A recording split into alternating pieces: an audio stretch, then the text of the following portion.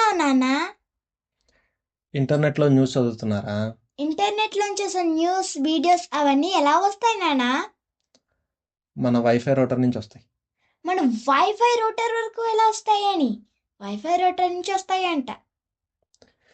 సరే, ఈ ప్రపంచం అంతటా ఈ ఫోన్లు కంప్యూటర్లు కేబుల్తో అనుసంధానమై ఉంటాయి. అనుసంధానం అంటే? కనెక్ట్ అయి ఉంటాయని. మరి నీ ఫోన్కి ఏం వైర్ లేవుగా? మన వైఫై రూటర్ వరకు ఉన్నాయిగా. ప్రపంచం అంతటా అంటే మరి కంట్రీస్ మధ్య ఓషన్స్ కూడా ఉన్నాయిగా. ఆ సముద్రాల్లో కూడా వేశారు కేబుల్స్. అవునా?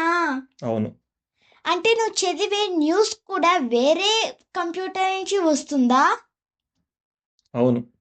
న్యూస్ యాప్ లేదా వెబ్సైట్ వాళ్ళకు కూడా ఏదో ఒక కంప్యూటర్ ఉంటుంది కదా, అక్కడి నుంచి వస్తాయి.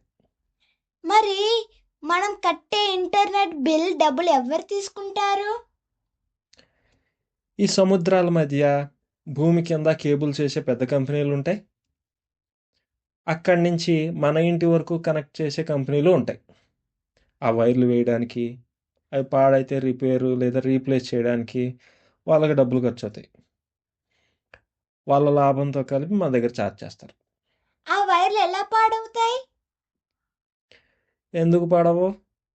మన ఇంటికి వచ్చే వైర్లు అయితే వర్షాలకి గాలులకి కూడా పాడవుతాయి. భూమి కింద సముద్రం లోపల వేసే కేబుల్స్ అయితే ప్రకృతి వైపరీత్యాలకి, అంటే న్యాచురల్ కెలామిటీస్కి, ఒక్కోసారి షార్క్ చేపలు కూడా కొరికేస్తాయి ఏదో తినేది అనుకుని. అవునా? అవును. నేనేమి అబద్ధం చెప్పట్లేదు. నీకేమన్నా డౌట్ ఉంటే ఇంటర్నెట్లో వెతుక్కో.